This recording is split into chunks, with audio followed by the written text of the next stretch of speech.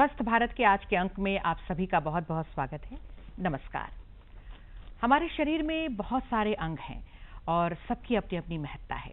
आज हम बात करेंगे अपने कानों की। कानों की क्या महत्ता है, हमारे लिए ये कितने ज़रूरी हैं, ये हम सभी जानते हैं। हम जानते हैं कि कानों से ही हम सुनते हैं। साथ ही साथ न सिर्फ सुनाई देने की बात है, बल्कि पूरे शरीर को संतुलित बनाए रखने के लिए भी कान का बहुत बड़ा रोल है, बहुत बड़ी भूमिका है। लेकिन स्वस्थ रहते रहते कई बार ऐसी परिस्थिति हो जाती है कि कानों में कुछ समस्याएं होने लगती हैं। तो क्या उसका कारण है, क्या उसका निदान है, क्या उपचार है? आज हम तमाम जो महत्वपूर्ण बातें हैं हमारे कानों से संबंधित, उनके बारे में आपको हम जानकारी देंगे। आपको बता दें, आज स्पेशलिस्ट के रूप में हमारे बीच, हमारे स्टूडियो में उपस्थित हैं डॉक्टर कृति सिंह, जो कि ENT स्पेशलिस्ट हैं, मेडिकल ऑफिसर रामगढ़। डॉक्टर साहब, आपका बहुत बहुत स्वागत है हमारे कार्यक्रम में। नमस्कार। डॉक्टर साहब, ये जो ENT स्पेशलिस्ट करके हमने आपका परिचय दिया, हम आज बात करेंगे कानों के बारे में। तो ये जो ENT यानी नाक कान गला, जो तीनों अंग जो एक साथ हम लोग रखते हैं, तो क्या आपस में इसका कोई कनेक्शन है, कोई संबंध है? जी बिल्कुल। कान, नाक, गला, हमारे जो कान में एक नली होती है जिसे हम लोग यूस्टेशियन ट्यूब बोलते हैं। अच्छा। वो नाक और थ्रोट से हमारा कान में जुड़ा हुआ रहता है। तो वो इस यूस्टेशियन ट्यूब जो नली होती है, उसका काम होता है प्रेशर बैलेंस करना। जैसे आपने बताया अभी कि कान का काम सिर्फ सुनना नहीं है, बैलेंस भी मेंटेन करना है। तो ये नली का यही काम होता है, बैलेंस मेंटेन करना। और ये प्रेशर कान में और नाक में, मुंह में और कान के बीच में और बाहरी प्रेशर को ये मेंटेन करता है। तो अगर कितनी बार ऐसा भी होता है कि नली में कुछ तकलीफ आ जाए, तो जिसके कारण कान में भी तकलीफ आने लग जाती है। नाक में अगर कोई समस्या हो जाए, जिसके बहुत कॉमनली हम लोग सुनते हैं साइनस इन्फेक्शन हो जाता है, तो उसके कारण भी कान में समस्या आ जाती है। तो इसलिए परेशानी अगर कान में हो या नाक में हो या थ्रोट में हो, वो बहुत संभावना होती है उसकी कि नाक और गले के माध्यम से वो कान में चला जाता है। इसीलिए ENT एज अ होल हम लोग लेते हैं, ईयर, नोज, थ्रोट। मतलब एक नली है हमारी ऐसी जो तीनों अंगों को जोड़ती है, और तीनों का जो कनेक्शन है वो इस तरह का है कि अगर एक अंग में परेशानी हो तो उसका असर दूसरे अंग में भी हो जाता है। तो ये जानकारी बहुत कम लोगों को होगी। बहुत लोग सोचते भी होंगे कि ये नाक कान गला रोग विशेषज्ञ एक ही के होते हैं। तो आज हम डॉक्टर साहब तीनों, चूंकि अलग अलग बहुत ही महत्वपूर्ण अंग हैं, तीनों पर हम एक ही एपिसोड में तो चर्चा कर नहीं सकते हैं। तो आज हमने चुना है कि कानों के बारे में लोगों को बताएंगे स्पेशली। तो सबसे पहले जो हमारे कानों की जो संरचना है, क्योंकि बाहर से तो कान हमारे ऐसे दिखाई देते हैं, अंदर में क्या है, क्या कुछ होता है? जी, मुख्यतः अगर हम लोग कान को देखें तो कान को हम लोग 3 भाग में बांटते हैं। तो सबसे बाहरी भाग जो ये हमें दिखता है, ये हमारा कान का पिन्ना कहलाता है। कान का पिन्ना होता है, एक्सटर्नल ईयर होता है, मिडिल ईयर होता है और इंटरनल ईयर होता है। सबसे बाहरी भाग, मध्य भाग और अंदरूनी भाग। तो बाहरी भाग जो होता है वो हमारा पिन्ना का होता है, और एक्सटर्नल ऑडिटरी कैनाल, एक कैनाल नली जैसी होती है, उसका होता है। फिर आता है मध्य भाग, जिसमें हमारा सबसे बाहरी भाग हमारा कान का पर्दा होता है और कान में हड्डियां होती हैं, वो होता है। और अंदरूनी भाग जिसमें जो मेन सुनने का जो हमारा ऑर्गन होता है, ऑर्गन ऑफ हियरिंग जिसे हम लोग बोलते हैं, कॉक्लिया, या जो बैलेंस मेंटेन करने के लिए जो वेस्टिबुलर सिस्टम होता है, वो हमारे सबसे अंदरूनी भाग में होता है। तो मेन अगर हम लोग इसको डिवाइड करें तो ये 3 भाग में हम लोग कान को डिवाइड करते हैं, एक्सटर्नल ईयर, मिडिल ईयर और इंटरनल ईयर। जी।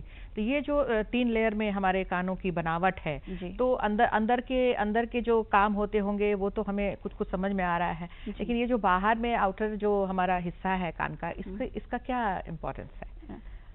ऐसे तो ये एक वेस्टिजियल ऑर्गन है, मतलब अब इसका बहुत ज्यादा काम नहीं है, बट फिर भी ये ज्यादातर अब चूंकि हम लोग डेवलपमेंट, ये डेवलपमेंट प्रोसेस में हम लोग आगे निकल गए हैं। बट ऐसे अगर जनरल बात करें तो इसका काम होता है आवाज को परसीव करना, मतलब आवाज सुनना।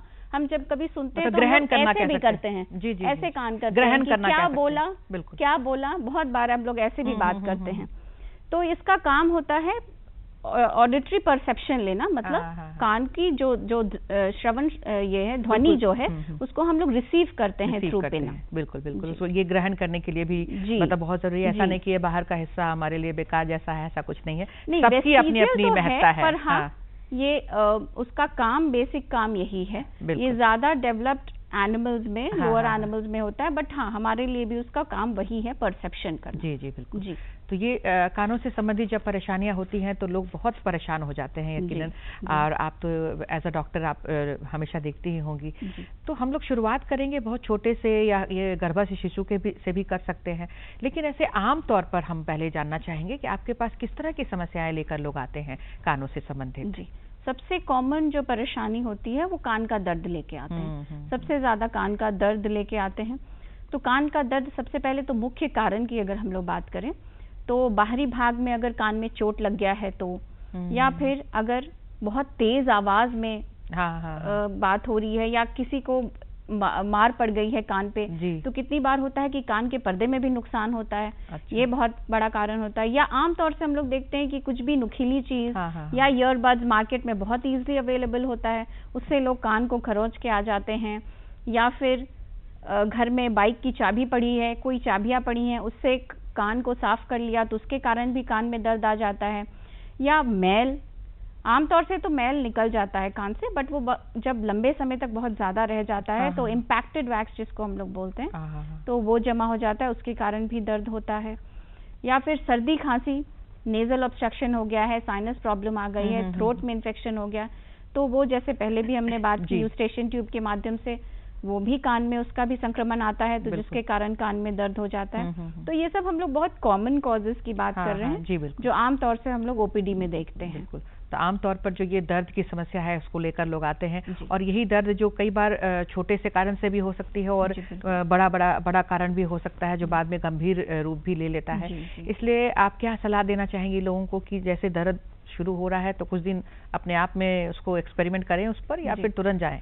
देखिए, आइडियली तो मैं कभी भी सलाह नहीं दूंगी कि आपको अपने से कुछ करना चाहिए, पर फिर भी जैसे मान लीजिए कि अगर आपको सर्दी हुई है, अगर आपको लग रहा है कि आपके नाक में ऑब्स्ट्रक्शन है, नाक जाम है, जिसके कारण आपको कान में दर्द आ रहा है, तो बहुत सिंपल प्रोसीजर होता है। आप स्टीम इनहेलेशन ले सकते हैं, जिसको हम लोग भाप लेना बोलते हैं आम बोलचाल की भाषा में, आप भाप ले सकते हैं। या ओवर द काउंटर मेडिसिन जैसे कि पैरासिटामोल एक सेफ एनाल्जेसिक होता है, अगर उसका आप सही डोज लें तो आप ओवर द काउंटर आप पैरासिटामोल की गोली, अगर बहुत ज्यादा दर्द है तो आप वो ले सकते हैं। लेकिन हाँ, एक चीज तो जरूर है कि ओवर द काउंटर आप ईयर ड्रॉप्स अपने मर्जी से बिल्कुल भी नहीं डालें, तेल कान में बिल्कुल भी नहीं डालें, कोई भी नुकीली चीज जैसे कि बड्स, सेफ्टी पिन, ये सब से कान बिल्कुल भी साफ करने की कोशिश ना करें। छोटे बच्चों में भी हम लोग अक्सर देखते हैं कि लोग कान में तेल, नाक में तेल डाल देते हैं, तो ये बिल्कुल भी ना करें। और सर्दी लगने पर भी, और सबसे पहले तो कान के दर्द को इग्नोर ना करें, क्योंकि कितनी बार ऐसा होता है कि वो दर्द इतना ज्यादा बढ़ जाता है कि आपके कान के पर्दे में नुकसान आ जाता है, कान के पर्दा बहने लग जाता है, उसमें छिद्र हो जाता है, छेद हो जाता है, तो फिर वो कान बहने लग जाता है। फिर उसका मेडिकल ट्रीटमेंट बहुत मुश्किल होता है, फिर उसको सर्जिकली ऑपरेट करना पड़ता है। तो इसीलिए सलाह यही है कि कभी कान के दर्द को इग्नोर नहीं कीजिए। आप मतलब एक या 2 दिन, मतलब जैसे आपने कहा स्टीम ले सकते हैं, या कोई बहुत पैरासिटामोल इन केस की बहुत ज्यादा पेन है, डॉक्टर के पास जाने से पहले ले सकते हैं। जी बिल्कुल। अदरवाइज ज्यादा देर तक इसको हम लोगों को इग्नोर नहीं करना है, और इसको प्रोलॉन्ग नहीं करना है कि बाद में गंभीर हो जाए। बिल्कुल। तो ये जो कानों की समस्या है मैम, ये तो धीरे धीरे उम्र के साथ तो बढ़ती ही है, ये तो मतलब जानी हुई बात है। लेकिन अगर हम गर्भस्थ शिशु की बात करते हैं तो क्या कान में जो जन्मजात समस्याएं कई होती हैं, तो वो कौन सी होती हैं, और क्या गर्भस्थ शिशु में इस तरह की समस्या होती है, और हम क्या उन्हें पता कर सकते हैं, क्या उन्हें ठीक कर सकते हैं? बहुत सारे सवाल इससे जुड़े। जी, जो हम लोग प्रीनेटल बात करते हैं, मतलब जब माँ ने गर्भ जब धारण किया है उस समय की अगर हम बात करते हैं, तो हम लोग प्रिवेंशन की बात करते हैं कि माँ को ओवर द काउंटर कोई भी मेडिसिन, तो कोई भी मेडिसिन में कैसी मेडिसिन, जैसे कि बहुत देखे होंगे कॉमनली माताओं को मलेरिया की दवा दी जाती है, तो क्लोरोक्विन एक ऐसी दवा होती है जिसका सेवन बहुत ही सही डोज में करना चाहिए, सही मात्रा, और बिना डॉक्टरी परामर्श के नहीं करना चाहिए, क्योंकि उसमें आगे देखा जाता है कि बच्चों में वो, या जेंटामाइसिन एक एंटीबायोटिक होता है, ये सब ऐसी दवाएं हैं जिसका इस्तेमाल करने से गर्भवती महिला अगर इस्तेमाल करती है तो उसके होने वाले बच्चों में ये श्रवण शक्ति कम होने की संभावना रहती है। लेकिन और फिर क्या होता है, जैसे कि अनीमिया है, हाँ। या प्री टर्म डिलीवरी है, अगर माता ने पहले बच्चे को जन्म दे दिया है, हाँ। तो ये सब समय से पहले पहले बच्चे ने जन्म ले लिया है, तो ये सब भी कुछ कारण होते हैं जिसमें श्रवण शक्ति की कमी देखी जाती है छोटे बच्चों में, या बच्चों में बहुत ज्यादा जॉन्डिस हो गया है। जॉन्डिस भी कब, मामूली जॉन्डिस नहीं, जब 15 बिलीरुबिन हो जाए उसके बाद हो जाए, तब हम लोग बोलते हैं कि बच्चे में चांसेस होता है कि वो कानों में उसकी समस्या हो। बिल्कुल। तो आजकल ये एक प्रोटोकॉल ही है कि जैसे बच्चा जन्म लेता है उसको एक कान की जांच होनी चाहिए। ये प्रोटोकॉल है, आइडियली ये होता है, भले अब बहुत जगह हमारे यहाँ नहीं होता है, लेकिन ये होना चाहिए। और डे 1 से, मतलब बच्चे जिस समय बच्चे ने जन्म लिया है, आप डे 1 से ही उसकी श्रवण शक्ति की जांच कर सकते हैं। OAE, ऑटो एकॉस्टिक एमिशन करके इसका एक जांच होता है। अच्छा। जिससे हम लोग एक नवजात, मतलब 1 दिन के बच्चे के भी हम लोग श्रवण शक्ति की जांच कर सकते हैं। तो ये जो नवजात शिशुओं में अगर इस तरह की समस्या मिलती है अगर, तो क्या मतलब उनके कान ठीक हो जाते हैं, श्रवण शक्ति उनकी ठीक हो जाती है, या फिर धीरे धीरे परेशानी बढ़ती है? नहीं, ये तो ठीक होना, पहले तो देखना पड़ता है कि परेशानी किस तरह की है। अगर कि कान के बाहरी भाग में कोई परेशानी है या कान के मध्य भाग में कोई परेशानी है, तो परेशानी ठीक हो सकती है। लेकिन अगर बच्चे को जन्मजात नस की परेशानी है, तो ये ठीक होना मुश्किल है। फिर बच्चे को हम लोग जितनी जल्दी हो सके उसको, बच्चे को बोलते हैं कि हियरिंग एड्स लगाया जाए। ये भी क्यों कहते हैं कि बच्चा अगर सुनेगा नहीं तो बच्चा बोलेगा नहीं। बिल्कुल बिल्कुल।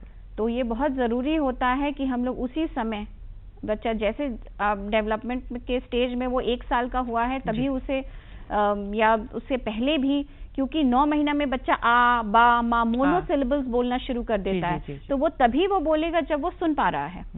तो इसलिए हम लोग जितना जल्दी हो सके बच्चे को बोलते हैं कि वो हियरिंग एड लगाए, ताकि वो सुन सके और फिर वो उसकी बोलने की शक्ति भी सही समय पर डेवलप कर सके। जी, लेकिन अगर सही समय पर अगर उनका इलाज शुरू कर दिया जाए, आज का तो बहुत ही एडवांस टेक्नोलॉजी है, चाहे चिकित्सा में ही, हर जगह, तो वो ठीक होने की संभावना रहती है बच्चों में भी। तो अगर इस तरह की समस्या हो तो माता पिता या उनके जो परिवारजन है वो घबराएं नहीं, बल्कि सही और जगह पर सही इलाज कराएंगे तो ये जो बचपन वाली समस्या है वो ठीक भी हो सकती है।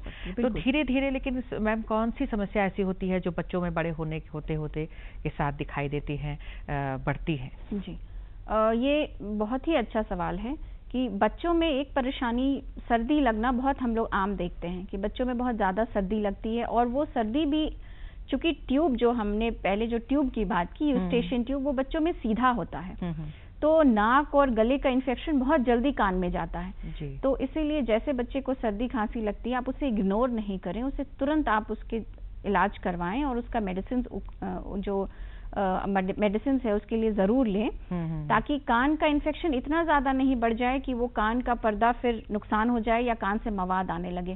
क्योंकि एक बार जब कान में मवाद आना शुरू हो जाता है तो फिर उसे मेडिकली ठीक करना थोड़ा मुश्किल हो जाता है, फिर हमें सर्जिकल करेक्शन के लिए जाना पड़ता है। तो इसीलिए माताओं या जो भी बच्चे का जो केयर टेकर है या जो भी है, वो इस बात का ज़रूर ध्यान रखे कि अगर बच्चे को बहुत लॉन्ग स्टैंडिंग, अगर बहुत लंबे समय तक अगर सर्दी खांसी या बुखार रह रहा है, तो उसके लिए उसका उचित इलाज उसका ज़रूर करवाएं। बिल्कुल। और बढ़ते हुए जो बच्चे होते हैं, कई बार खेलते वक्त या कुछ काम करते वक्त नुकीली चीज़ें डालते हैं, कई बार चोट लग जाया करती हैं खेलते वक्त, तो कान में चोट के चलते कुछ परेशानियां हो जाती हैं, पर्दे तक फट जाते हैं कई बार, तो उस संबंध में क्या बताना चाहेंगे? तो सबसे पहले तो आज हमारा दुश्मन हुआ बैठा है हमारा मोबाइल फोन्स, मतलब वरदान भी है पर वो कहीं ना कहीं हमारे लिए दोनों चीज साइड हैं।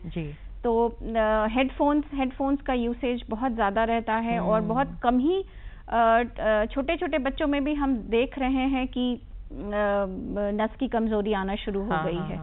या इम्यूनाइजेशन, सबसे पहले हम लोग स्ट्रेस करते हैं कि इम्यूनाइजेशन, बच्चे का इम्यूनाइजेशन जो आप जैसे जन्म लेता है बच्चा, उसको एक कार्ड पकड़ाया जाता है उसका वैक्सीनेशन का। जी, टीकाकरण। तो टीकाकरण का वो टीकाकरण उसका सही समय पे जरूर होना चाहिए, क्योंकि कुछ बीमारी है जैसे कि मीजल्स, मम्स, रुबेला, ये सब कभी कभार घातक रूप ले लेता है, तो उसमें भी नस की कमजोरी आना शुरू हो जाती है, तो फिर बच्चे को हियरिंग एड्स लगाना पड़ता है।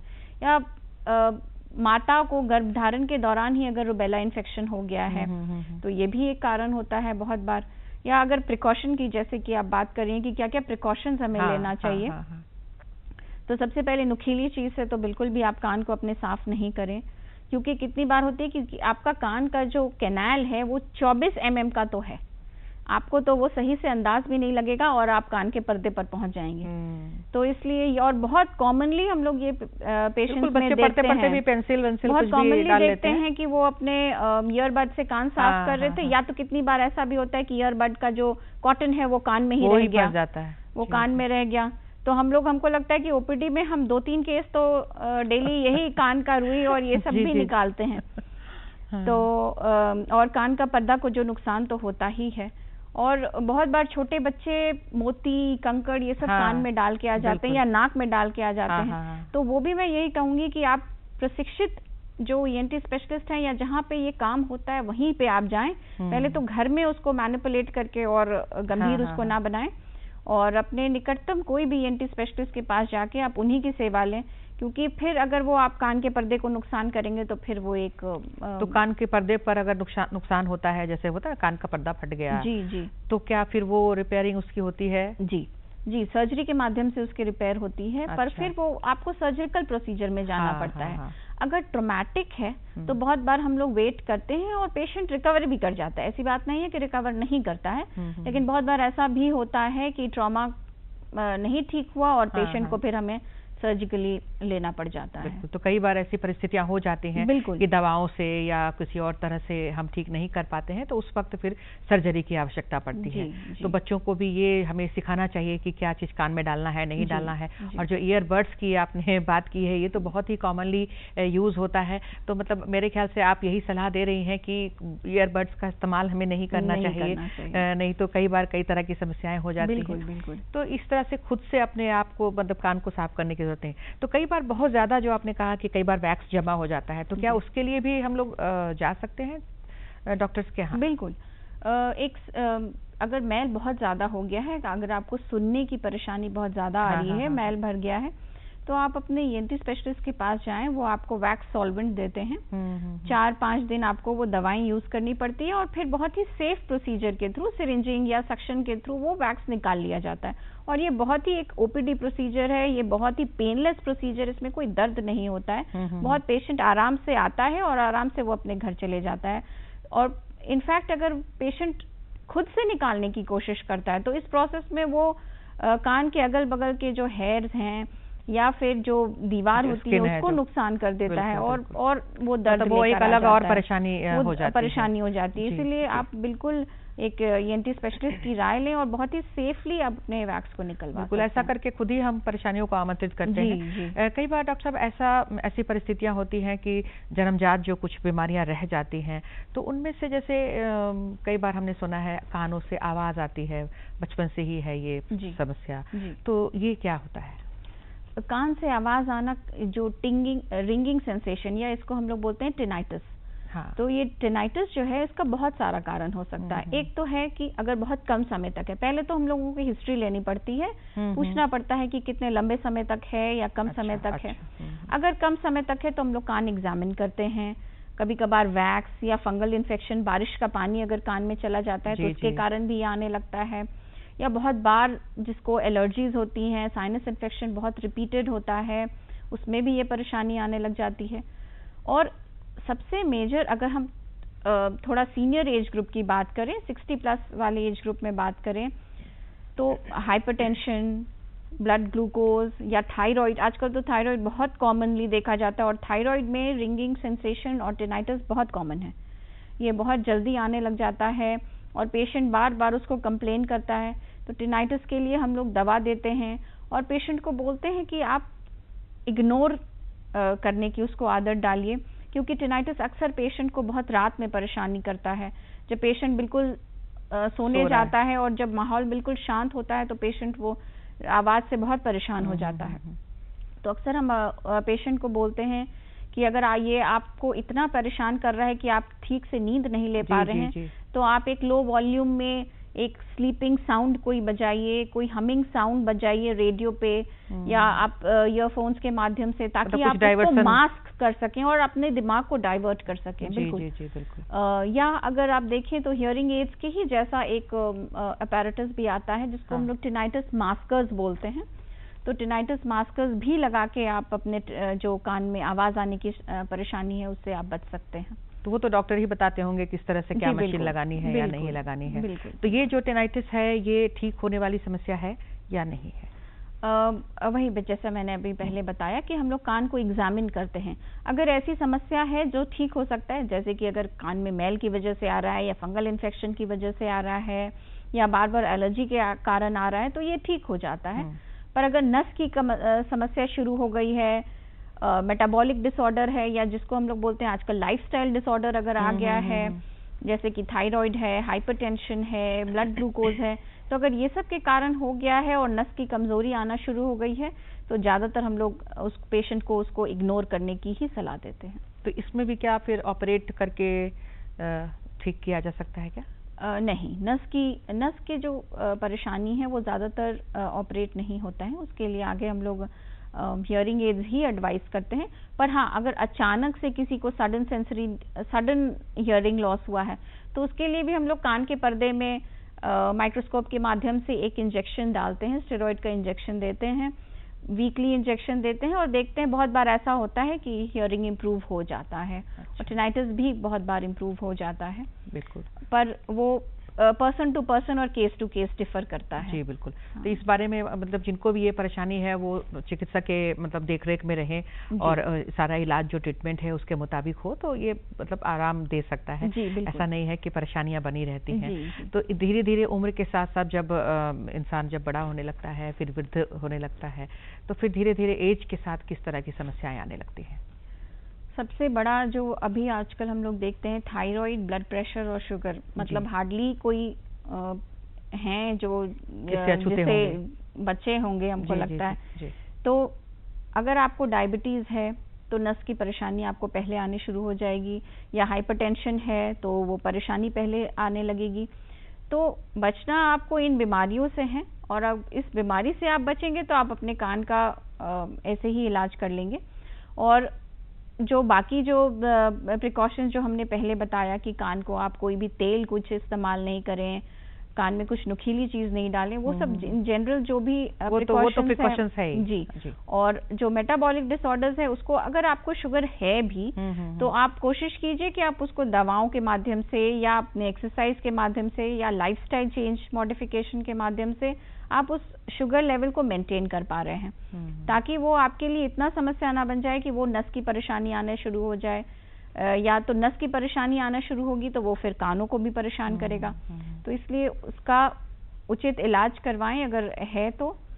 और फिर थायराइड, अगर हाइपरटेंशन भी है तो उसका फिर वही दवा नियमित सेवन करें। बिल्कुल। मतलब जैसे जैसे उम्र बढ़ती है वैसे वैसे अगर कुछ और शारीरिक समस्याएं हैं तो उन पर कंट्रोल करना बहुत ज़रूरी है। और धीरे धीरे मैम थोड़ा सा समय है, क्लास क्वेश्चन आपसे करना चाहेंगे कि अचानक जैसे कि कान का जो धीरे धीरे सुनाई देना, कम सुनाई देना और फिर बिल्कुल बहरा हो जाना, इसमें क्या क्या है डिफरेंस? ये एक होता है कि प्रोफाउंड लॉस और एक है अचानक बहरापन। तो अचानक बहरापन कैसे आता है?